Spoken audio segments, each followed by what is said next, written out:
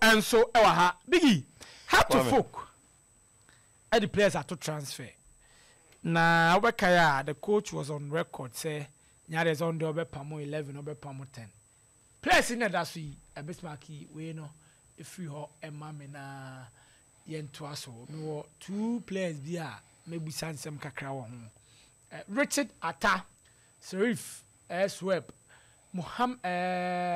Richmond I and a Kojo Osebonsu. We mu a goalkeeper sa had to folk. Edo mo and our players or move free team nim.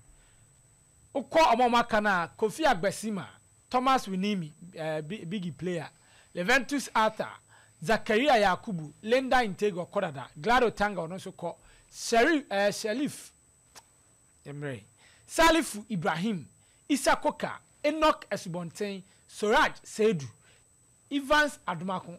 Has no more Evans Adumakun beyond. Okay. Nuruddin Abdulaziz and Salim Adams. Now there no problem kakao here. Nuruddin Abdulaziz. Onu team no ko hair nche. Team no. And of course South Africa ko your operation man on nche. Ni dia PM wa ha. Salim Adams. Onu su fabro cheba e bigi. Nche. E den esi. Isako kanzu kolon. Our RTO for no kwabro che ko ball. Ono so yede ni din aka ho. And a one talented player ba akwa bigi. Me hu ni din wom. And our players me enu omo so.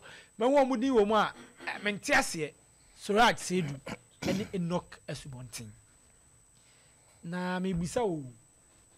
Ai ko for entry. Me hu ni din alawa. Yeah. And ono betna na. Ko no so we pra o hia surgery den. Ebi obetan ebi to analyst and sign. Okay. The big listening that one. Na Suraj no Kesubontin ne Nuruddin ne Salim Adams yende mo kakra. Kwame am first of all dey ba ko tete yemi no nyina ana say nyina yete ase ne say team really the player based on only performance our park so. There are other non-sporting reasons in their team may decide they say players some say they mean to me in your you might say me man call.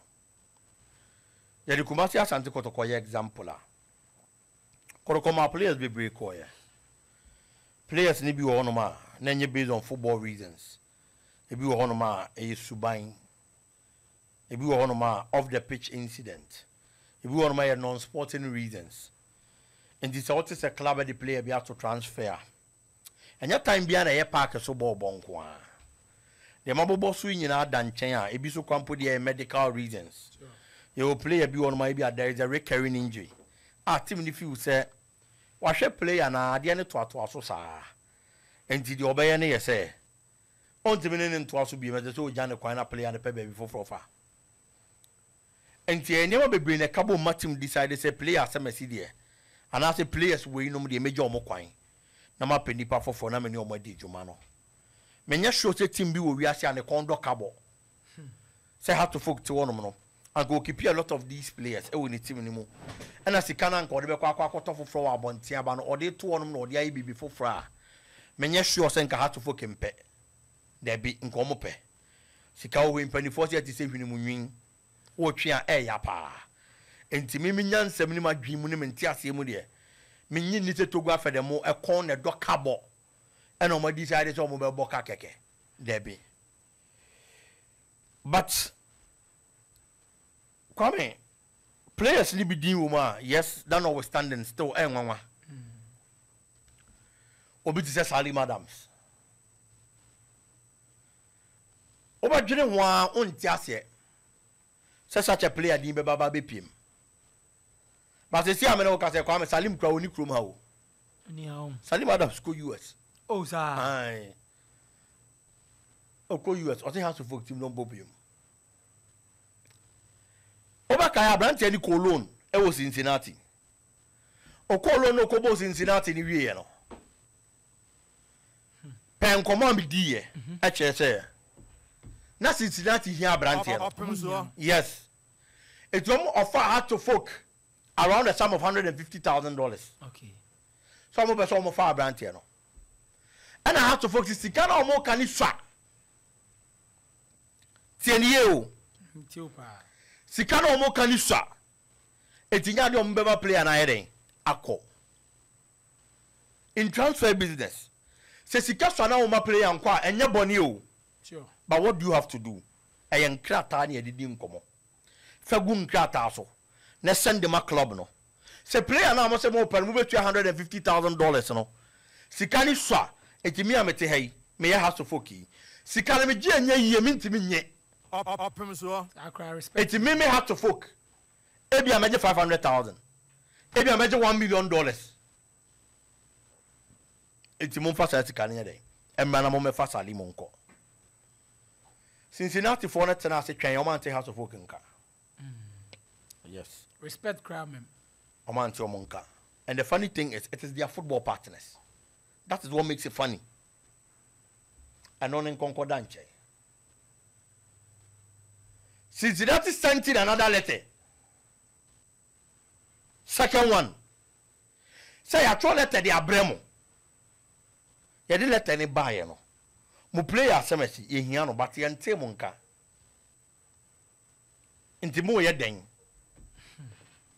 second letter so there was no reply pen come on be any dia mete and Cincinnati for ni decided say omo nka hwe biom twice ye ntem nka say basa akra me player no meti am bobefu but Cincinnati for no told the player say pew officially you submitted an offer and as a bid at the amount club no say be mo musika say club nim fee yen ya the second letter ko omum fee yen omum sika ni so but you sorry yenti omum nka Abraham Jerry pursue house of company for na won tehe o pursue omo a won tehe kwame se obeka ya asembisi ya house of folk officially post here se Salim Adams ko Al Hilal sure and a player no a taggy post na house of folk here no and o se story na nya no kre onko babia kaipa it is one of the biggest disrespect I mean who of football from the player now from a footballer yes you see who back when abo bia wuram as a team name so have to focus it yes and when America no we command respect we don't demand respect it is yaniama this respect and the command of the respect and the because for a club officially official handle of the club ebe post say a player kwame na na team we na kwame a comment and answer what tag post no I repost say enye no kreme nko ba bia uni ma de kontia uni msika na Al Hilal de ma hat to folk yes it was around 80,000 yes and a player na kachire obi say obi ma mo 150,000 me ko US mo se monje 80,000 mo ba je me ko Sudan me nko ne nko china Biggie yeah 80,000 yes as against 150,000 yes when I say house for yes amanya and a player na say onko ne na wa ko china oni ba bia ko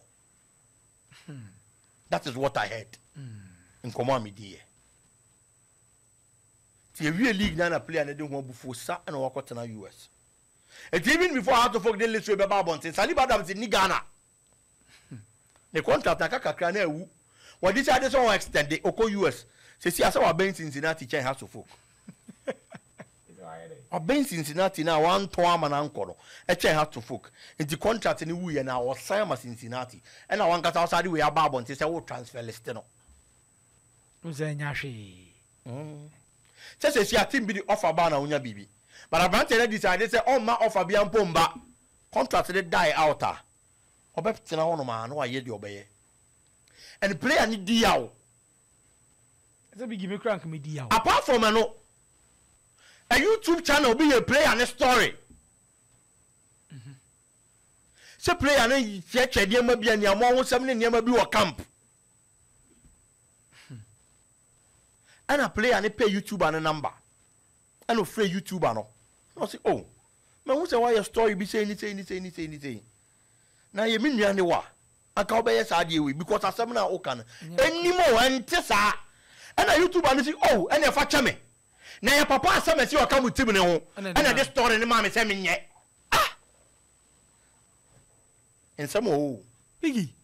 Opemsuo. yes Nipa otiti nim na de ne ho nsɛm ama papa ni din YouTube and say onye just story no and a YouTuber ni chire ma chire Salim Adams say ya semesi owo team ni mu